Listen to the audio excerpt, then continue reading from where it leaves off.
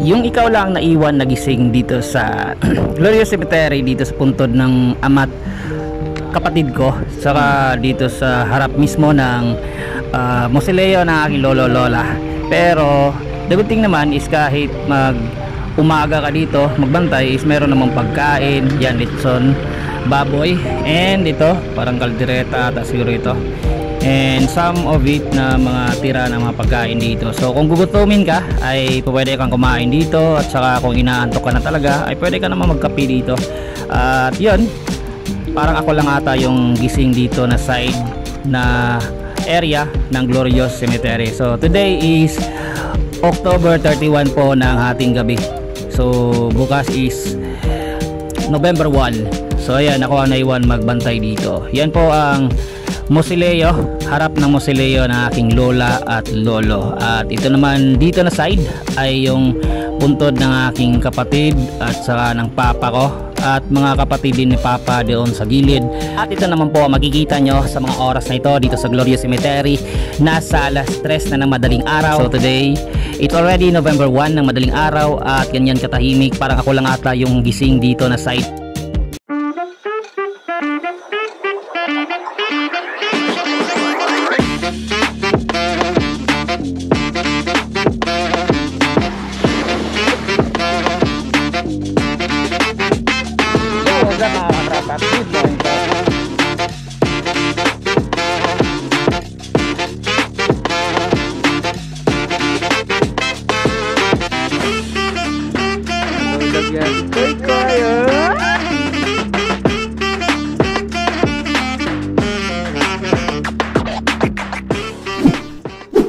So dito sa Glorious Cemetery is one way lang talaga. So bawal po kayong bumalik dito. Ayan, sirado yun sa kabila, sa exit point. So doon kayo lalabas sa kabilang side. So ito po yung entrance, no, ng Glorious Cemetery. So mga ito, marami pa rin yung mga tao at saka pumupunta sa mga oras na ito. So maraming nag-overnight. So kagabi hindi ako nag-overnight kasi umuwi ako ng Mako. Nag-multicab ako. Kaya hindi rin ako nakapag-vlog dahil nga sa yan, ang daming mga naka-tent. Saka so ito yung isa sa pinakamalaking talagang private cemetery dito sa Tagum City. Saka dinadayo talaga ng mga karamihan. So dito tayo, no?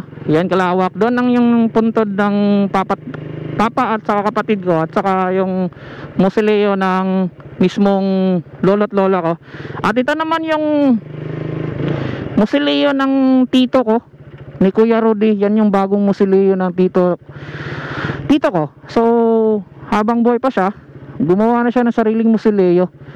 Yan kaganda yung mausoleo ni tito, yung kapatid ng papa ko. So yan, kagabi nandyan siya. Then ayan, medyo busy kagabi dito.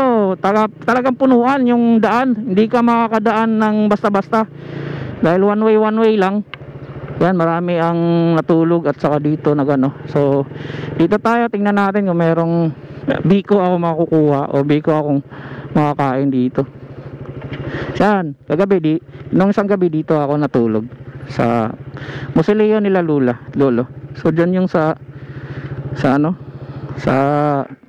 harap ng mausoleo, yung libingan ng papa at kapatid ko. So yung mga kapatid din ni papa. So dyan sa tent, hindi ko alam sino yung naiwan dito kagabi. So ayan, tingnan natin kung mayroong biko. So marami pa rin yung tao, no, dito natulog. Burog si Pritz ata ni ang naiwan. Skuande yapon. Ayan, ito yung papa ko, saka ito yung kapatid ko. So dito biko. Apay biko? Ha? Sulat ni biko. Ano pa ba? Ha? So yung mga pagkain kagabi. Wala, no? Tuniyagi adlaw pa ko sige pango nagbiko ba ya. Di kayo mo nagbiko.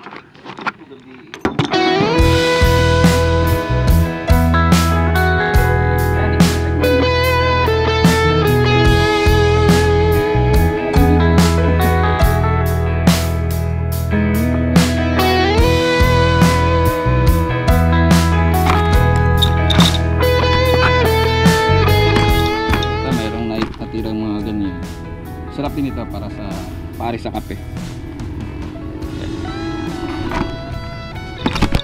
Tara, kape muna tayo dito.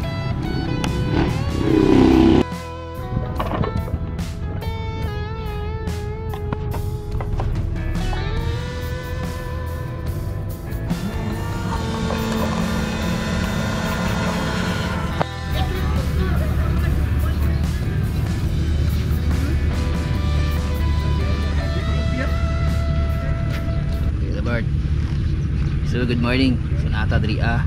Andito tayo sa Glorious Cemetery. Kapit tayo.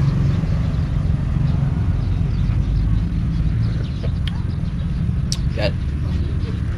So meron pong mga pagkain na tira dito. Yan o. So samusagan yan. Tingnan natin yung iba. So kabi hindi ko masyadong nagano. May kinilaw pa. Saka yun, lechon. Dami pa, gusto mong kumain dito, yun. Dami pang natira. Yan ay pwede kainin din natin ito. Saka ito yung titirahin natin, mga paps, diba? Yan ang the good thing kasi dito. So doon yung mausoleo ng lola't lola ka. Yan, dito nakalalagay yung sa kapatid ko, papa ko, sa kapatid ng papa ko at saka yung ate niya. So doon si Mia, yung dating pinaka ano talaga ng Robio Memorial, yung isa sa sidekick ni Kuya Berne. Yan, tahimik ang umagang ito dito. So walang masyadong tao. Di katulad nung last year is talagang sobrang daming tao. At saka yun, dahil nga sa binawal din yung pag-iinom, so limited lang.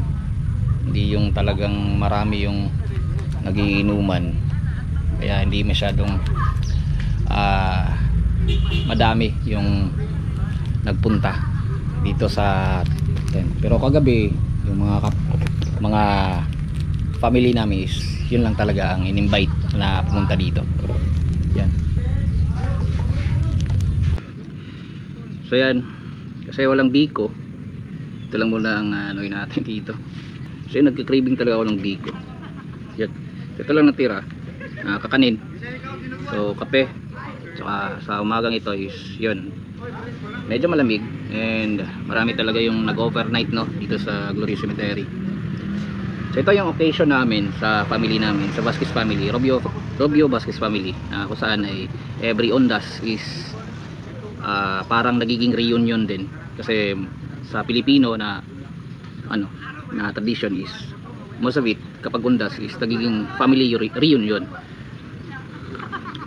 Okay. Tumbuchi, sarap din ito eh. So ito, sapin-sapin. Ito, sarap ito. Ipare sa kape.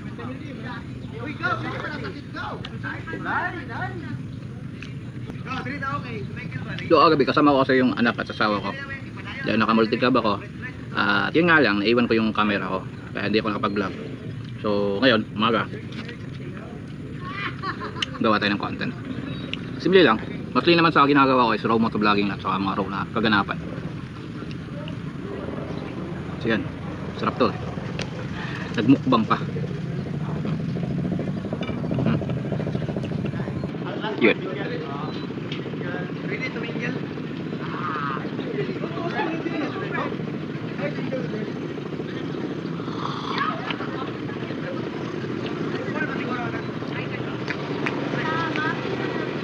Sarap.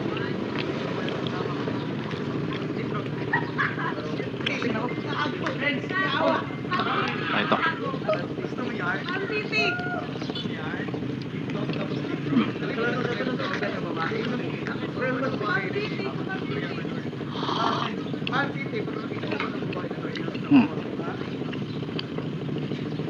Sarap. Yan. Si bro lang din yung naiwan kagabi. So siya yung kasama ko nung isang gabi. Saka siya pa rin yung naiwan ngayon. Yan. Yan si bro. Shoutout kay brother. Tayong buntag. Sa'yo pangalan ni bro? Ha? Sa'yo pangalan mo? Paul. Paul? So ayun mga paps, si Paul nga pala yung naiwan dito sa Glorious Cemetery na magbantay. Siya yung kasama ko nakaraang gabi, saka madaling araw kami yung nagbantay dito sa, doon ako sa Mausoleo, saka dito siya sa ibaba sa may tent. So ayan, so shoutout kay Paul. So trabahante siya ni Uncle nila Ante sa Rubio Memorial Services, kasi yung isa sa malaking purinarya dito sa Tagum City is pagmamayari ng aking auntie at saka uncle, Rubio Memorial Service. So kung kayo ay malapit lang dito sa Tagum City, saka naghahanap kayo ng purinarya na maganda yung serbisyo, punta kayo sa Rubio Memorial Services, kasi doon quality at saka maganda yung kanilang serbisyo when it comes sa mga patay at pagbibigay ng magandang serbisyo sa ating mga mahal sa buhay na pumanaw na. Ayun, shoutout nga pala sa Rubio Memorial Services. Again, shoutout kay Paul. Alright, diba?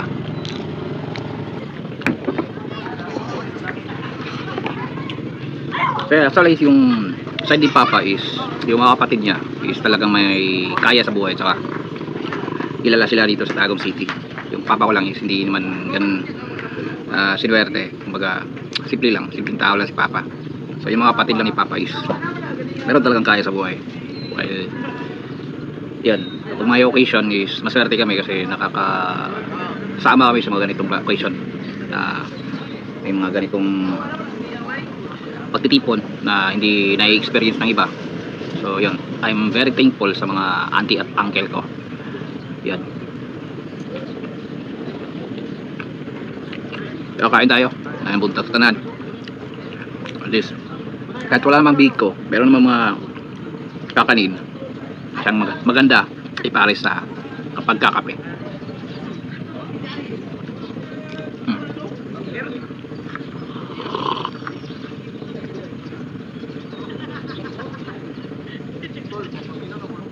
Diba? So ayan. So kayo, ano yung mga ginagawa nyo kapag undas? Ano yung mga tripping nyo, o ano yung mga bagay na nakaka-excite kapag nagse-celebrate kayo ng undas? Kasi kami sa nakikita ko kapag undas, kasi yung mga pinsan ko na minsan mo lang makikita ay doon mo rin makakasama mga ganitong klaseng occasion or event. Nagkakaroon kayo ng pagtitipon. Baka yung mga pinsan mo na minsan mo lang makikita, yung mga kapamilya mo na minsan mo lang din makita, is nagkakaroon kayo ng time makapag-usap sa makapagkwentuhan, di ba? Yun ang isa sa magandang nangyayari kapag bundas. So again, kain muna ako. And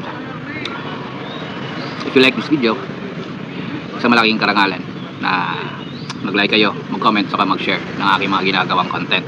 And ayun, kung bago pa lang dito sa aking mga ginagawang content sa mga vlogs ko, huwag niyong kalimutang mag-subscribe, and also pa-click na lang din ng bell button para updated kayo sa mga vlogs na magagawa at gagawin ko. So ayun lang, salamat sa pagtanaw. Ang Binta Kanunay, Marawali Lumping. At saka sa mga bumabiyahe dyan, especially sa mga uwi pa ng kanilang mga probinsya, dahil bukas is may trabaho na at may pasok na yung iba, saka may klase na din. So ingat-ingat sa biyahe, at lalong-lalo na yung mga malayuan pa pabiyahein pauwi sa kanilang mga bahay. So once again, this is Short Peace Bisdak. Lagi nang sasabi, always pray before you ride. Ride safe always, mga amigong mamiga. Ang Binta Kanunay.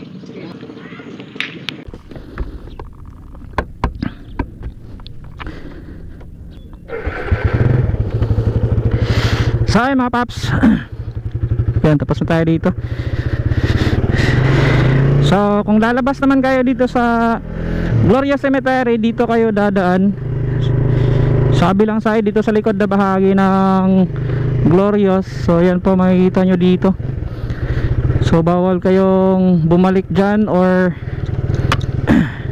musugat, no? One way lang kasi. So dito tayo dadaan. Malaki itong Glorious Cemetery. So meron pa mga mas malawak na bakante dito sa likod na bahagi dyan, no? Nasakop pa yan ng Glorious Cemetery. So ayan, yun nga lang, hindi tayo nakakain ng biko. So hindi man lang tayo naka tikim ng biko doon. So ayan, dito tayo dadaan. Yan oh, ganyan kalawak dito sa likod na bahagi ng Glorious Cemetery. Meron pang malawak na bakante, di ba? So nga lang, di ba, gaya ng sabi natin, lahat ay may tax. Kahit kahit namatay na tayo, yung mga lupang paglilibingan ay meron pa ring state tax, di ba? Hanep talaga sa Pilipinas. Ganun talaga ang buhay. So yung iba kahit buhay pa ay pinag-iipunan na yung mga bagay na ganyan, pinag-anuhan na ng budget para sa kanilang libingan, di ba? Nag-iipon na. Siya, ito yung daan palabas ng Glorious Cemetery. Diba, ang lawak hanggang doon. Yan, dito tayo lalabas sa may sa elementarya ng La Pilipina, tsaka dyan sa may high school yan. So dito tayo lalabas sa La Pilipina na eskwelahan ng elementarya yan. La Pilipina Elementary po yan. At dito tayo sa La Pilipina Road palabas, then diretso na papuntang sa Corbada, at saka doon sa flyover tayo dadaan. So yan. So once again, good morning sa lahat, and hopefully nasa mabuting kalagayan kayo. Today is Sunday, and kumusta ang gising? Kumusta ang tulog? Yan ah. Sarap siguro sanang bumiyahe ng malayo ngayon. Nga lang, meron lang tayong gagawin, at saka wala din tayong pera o budget pang gala. Ayun, medyo mausok na yung motorsiklo ni Kuya na Raider Thai Concept. Yun, grabing usok, di ba? Yun oh. Grabing usok sa motorsiklo. Possible piston ring yun, o yung kanyang piston ay may sira na, or barbula. So dito na side sa La Pilipina, marami din kayong makikita nakahilera ng mga purinarya, kagaya niyan, Tagum Co-op purinarya, at saka doon yung St. Peter na purinarya. Kasi actually dapat dito yung mga purinarya nakahilera, malapit doon sa La Pilipina at saka sa Glorious Cemetery, kasi yon dapat ang kumbaga advice ng city government. Pero dahil yung sa Rubio Memorial Services is nandun sa may Big 8, so para hindi maalis doon yung purinarya nila ante at uncle, so ang ginawa, binili lahat yung nakapalibot na mga bahay. Kaya yung buong nakapalibot dyan sa Rubio Memorial Services ay sa Rubio po yan, ila ante. So yun, kaya hindi nalipat yung mismong purinarya nila dito sa La Pilipina. So kung meron kayong kailangan in terms sa pagpapalibing or yung services ng mismong patay, o yung paghaya ganun sa inyo ang mga yumaong mahal sa buhay, ay try nyo bumisita sa Rubio Memorial Services, kasi doon maganda yung serbisyo. At kung gusto nyo yung makatipid din kayo, meron din silang ino-offer na yung mura na setup ng serbisyo ng patay. So ayan, dati pag vlog ko dito sa side na ito, dito sa daan na ito, ay kinukumpuni ng DPWH, di ba? Hindi sira pero kinumpuni. So ayan, ito na yung natapos na nila, so inispalto ulit. So maganda na yung daan. So dito medyo hindi masyadong maganda kasi doon lang yung kinumpuni, hindi na lang talaga sinagad. So dyan makita sa may unahan, medyo yupi-yupi yung daan ng nakaspalto. Doon lang talaga yung inayos. Medyo hindi naman sana yun totally sira. So ito makikita nyo ang lalaki ng butas.